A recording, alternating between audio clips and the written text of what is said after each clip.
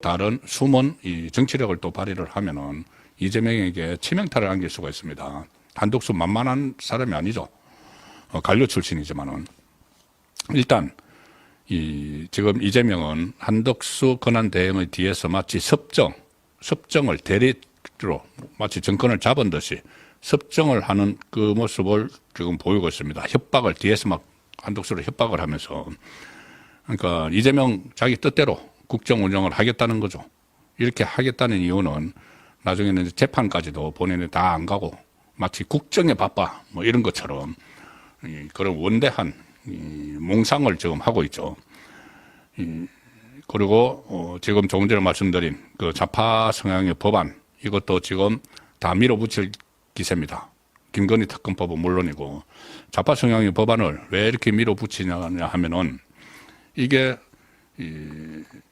지금 윤석열 대통령이 거부권을 행사했던 법안들 중에서 뭐 김건희 특검법, 최상병 특검법 이런 정치적인 법안 말고 민주당이 다수당을 이용해서 이 좌파 성향 그리고 사회주의 성격이 짙은 그런 법안들을 많이 제출을 해서 자기들이 통과시켰는데 윤석열 대통령이 그것들을 다 거부를 했죠.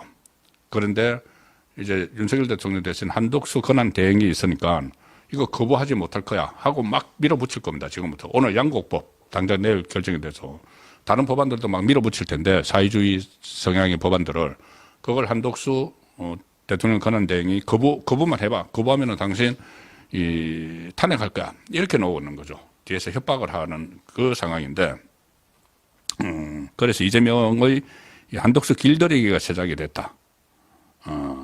자, 이재명이 어떻게 바뀌어갔냐면은 그때 한동훈 대표와 한덕수 총리가 그때 담화를 했었죠. 이 정부와 여당이 윤석열 대통령으로부터 국정 권한, 운영 권한을 마치 위임받은 것처럼 그렇게 담화를 했을 때 이재명이 한덕수를 막 공격을 했습니다. 2차 내란이다. 2차 내란이다. 핵이망치가다. 이렇게 막 공격을 했는데 막상 한덕수 그 총리가 대통령 권한 대행이 되고 나니까 이 기자회견에서 그런 말을 했습니다. 한덕수도 탄핵을 할 거냐. 그때 비상계엄령 선포하는 그것을 막지 못했다고 탄핵을 할 거냐. 기자들이 물어보니까 짐짓 이렇게 이야기했습니다. 이재명이 총리를 탄핵을 하면은 국정에 혼선이 생긴다. 탄핵 절차를 밟지 않겠다. 마치 이 나라를 걱정하는 것처럼 총리를 탄핵을 하면 그전에 전부 다 탄핵해서 지금 이 상태까지 만들어 놓고는 총리를 탄핵을 하면은 국정에 혼선이 생긴다. 이렇게 이야기하면서 마치 너그러운 정치 지도자처럼 그렇게 포장을 했죠. 자, 그런데 신복들이 나서가지고 막 협박을 합니다. 이재명은 마치 포용을 하는 것처럼 국정에 혼란이 생기면 안 돼. 우리 한덕수 권한 대행은 탄핵을 하면 안 돼. 이렇게 이야기해놓고는 신복들을 시켜서 박찬대가 최고위원회에서 원내대표 박찬대가 한덕수 권한 대행에게 경고한다. 갑자기 그럽니다. 경고한다. 거부권 행사를 포기하라. 권한 대행 자리를 대통령이 된 걸로 착각해서는 곤란하다. 협박을 하죠. 권한을 남용해 거부권을 행사한다면 묵과하지 않겠다. 대통령 행세하지 말라. 이렇게 이야기했고 전현희도 나서가지고 모독합니다. 모독을 하는 거죠. 지금 70대 중반 총리에게 모독을 합니다. 이렇게 이야기합니다. 청소 대행은 청소가 본분이다. 권한 대행은 그냥 대행만 해라. 청소 대행은 청소가 본분이다. 주인의 물건을 자신의 것처럼 사용한다면 절도범이 된다. 모독을 하죠. 노 총리에게. 양국관리법 등 6개 법안과 내란특검법, 김건희 특검법은 이 거부권 행사를 하면 월권이다. 그런데 지금 한덕수 대행은 양국관리법 조금 전에 말씀드린 대로 내일 국무회의를 소집을 했기 때문에 6개 법안은 거부권을 행사를 할 걸로 예상이 되고 이 김건희 특검법에 대해서도 거부권 행사를 검토 중이다. 이렇게 알려주고 있는데, 자, 그런데 이 김건희 특검법은 지금 중요한 게 아니죠. 제가 이 한덕수에게 싸우라. 이재명과도 싸워야 된다고 말씀드리는 거는 김건희 특검법 때문이 아닙니다. 뭐냐면은 양국법을 일단 막아야 됩니다. 거부권 행사에서. 그렇지 않으면은 이게 사회주의적 성향의 법안들이 물꼬가 터집니다. 전부 다 통과시켜가지고 만약에 이재명이 어떻게 해서 대통령이 된다면 그때부터는 거대 야당이 막 사회주의적 성향이 강한 법안들을 막 통과를 시키면은 이재명이 거부권 행사를 안 하겠죠. 행사를 안 해서 그게 전부 다 우리 법제화, 법령화가 돼버리는데 이재명이 대통령 되기 어려운 거죠. 자기들도 알죠. 지금 되려고 막 바닥바닥 하지만은. 그럼 이재명이 되지 않을 경우에 대비해서 지금 권한 대행 체제, 나중에 윤석열 대통령이 직무에 복귀할 수도 있고 조기 대선을 해도 다시 우파에서 정권을 잡을 수가 있으니까 그 경우에 대비해서 지금 권한 대행 체제에서 자기들이 하고 싶은 그 법안들을 다 통과시켜서 법령으로 만들어 버리겠다는 겁니다. 그러면은 그래서 한독수 권한 대행에게 거부권을 행사하면은 당신 다친다. 이 협박을 하고 있는 거죠. 윤석열 대통령이 취임 후에 거부권을 행사한 게 모두 25번인데 신문에 막 보도되고 하는 것은 주로 뭐 최상병 특검, 김건희 특검 이거 3번씩 다 거부권을 행사했는데 이것을 가지고 민주당도 막 시비를 걸죠. 뭐 정권과 가족 지키기 위한 이 거부권이다 이렇게 하는데 실제로 더 중요한 건 거부권을 행사한 법안들 중에서 이런 것이 있습니다. 양국관리법은 물론이고 노란봉투법 있죠.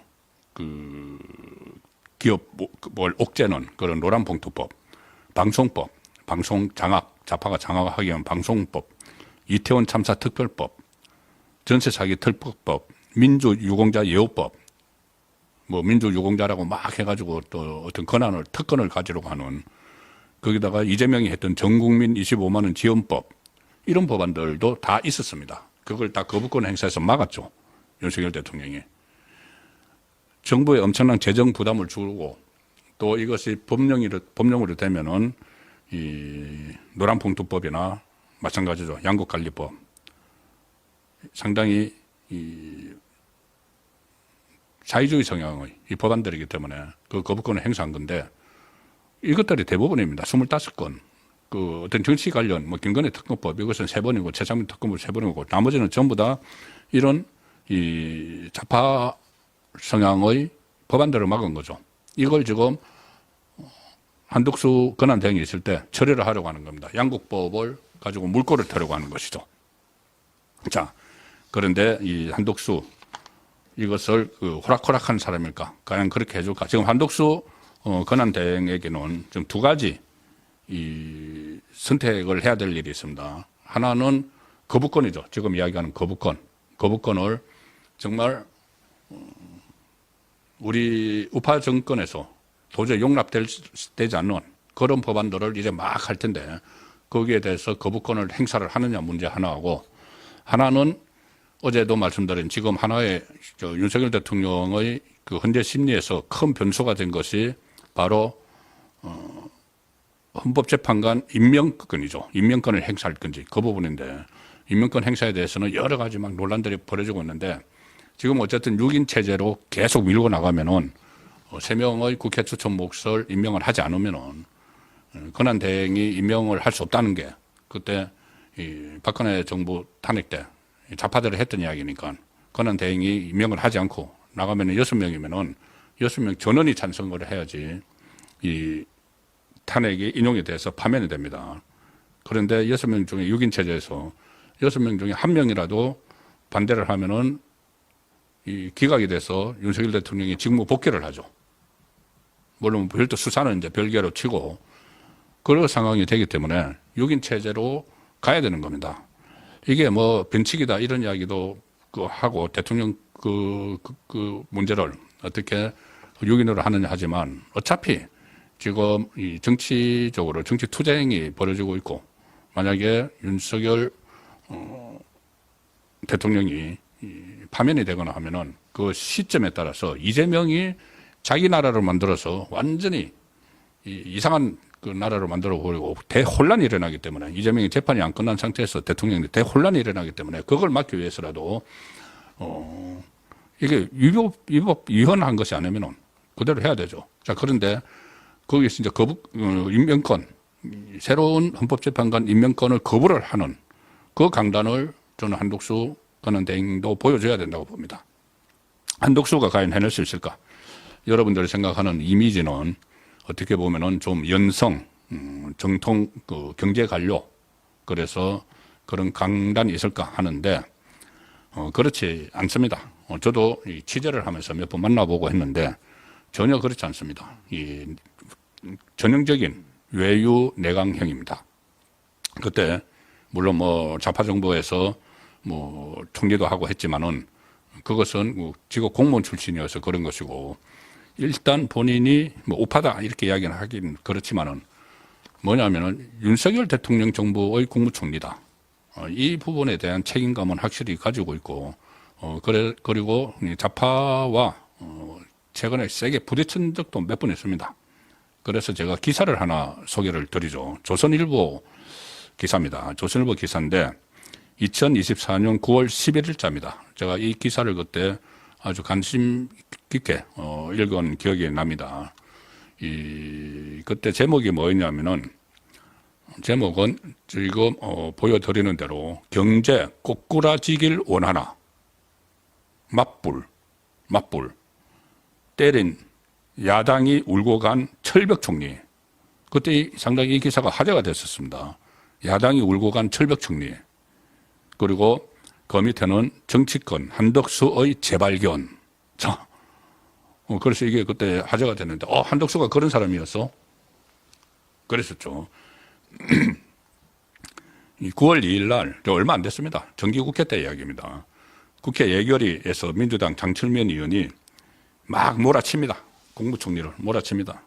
도대체 무슨 근거로 경제가 좋아지고 있다고 하느냐 따지니까 한덕수 총리가 목소리를 높이기 시작합니다. 75세인데. 아니, 그럼 우리 경제가 더 약하지? 꼬꾸라집니까? 위원님, 그걸 원하시는 건 아니죠? 이렇게 대받아칩니다. 그리고 경제 회복의 근거로 삼을 수 있는 지표가 차고 넘친다. 그리고 하나하나 지표까지 다 설명을 합니다. 이 장철민 민주당 의원이 지금 민생이 어렵다 이렇게 이야기하니까는 한덕수 총리가 경제에 대해 이렇게 인식하니까는 국민이 신뢰하지 못, 한덕수 장철민이 이야기합니다. 민생이 어렵다. 총리가 경제에 대해 이렇게 인식하니까 국민이 신뢰하지 못하던 것 아니냐 이렇게 하니까 한덕수 총리가 성장, 국제 수지, 고용, 물가가 안정되면 경제가 잘 되는 것이지 어떤 것이 잘 되는 것이냐. 의원님이 경제를 잘못 보고 있는 것이다. 경제 알지도 못하면서 말하지 마라 이거죠. 평소 언성을 높이지 않기로 유명한 한덕수 총리가 최근 국회에서 야당 의원들과 연일 설전을 벌이고 있다. 그때 정기국회 때 화제가 됐었습니다. 22대 여소야대 국회 첫 정기회가 시작돼서 야당의 대정부 파상 공세가 시작이 됐는데, 그때 한덕수 총리가 전면에 나서서 다른 장관들보다 더 앞서서 여당 의원들보다 더 전면전을 벌이는 그런 모습을 계속 보였습니다. 그래서 그때 관과를 중심으로 해서 40년 넘는 공직 생활에서 볼 수 없었던 이 한덕수의 재발견이다 이런 말도 나섰습니다. 민주당 서영교가 세계 경제가 좋아졌는데 대한민국만 나락으로 떨어졌다 이렇게 하니까 한덕수 총리가 어떤 통계를 봤느냐, 어디서 대한민국 경제가 엉터리라고 하느냐 막 맞받아치기도 하고, 저희가 정권을 인수할 당시는 나라가 망할 수도 있겠다 생각했다. 그래서 문재인 정부 때 실정 같은 것도 다 지적을 했고, 뭐 한미 관계는 삐걱거리고 한일 관계는 최악이었고 국가 채무 비율도 올라가 있었고 물가 상승률도 엄청났다 이렇게 전부 다 그 있는 자리에서 보통 국무총리나 국무위원들이 전임 정권까지 막 이야기는 하지 않죠. 그런데 워낙 그 윤석열 정부에서 경제가 엉망이라고 하니까 이 최악의 상황을 우리가 물려받은 거다. 이걸 당당하게 그 이야기하는 그런 모습을 보여줬죠.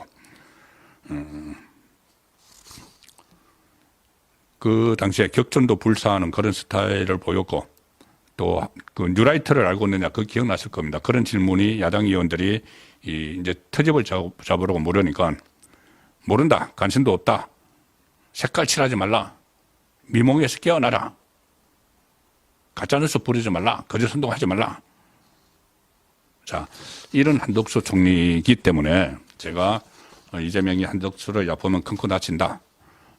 그래서 이재명의 한덕수 길들이기를 하고 있는데 숨은 싸움권에 대책이 당할 수 있다. 그 말씀을 드렸습니다.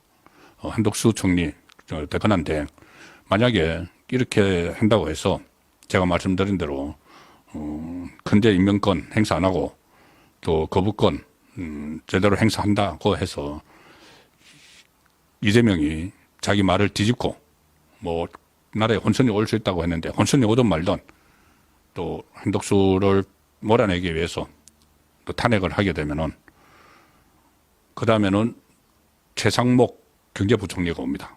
그런데 최상목 경제부총리도 만만하지 않죠. 경제를 살리기 위해서는.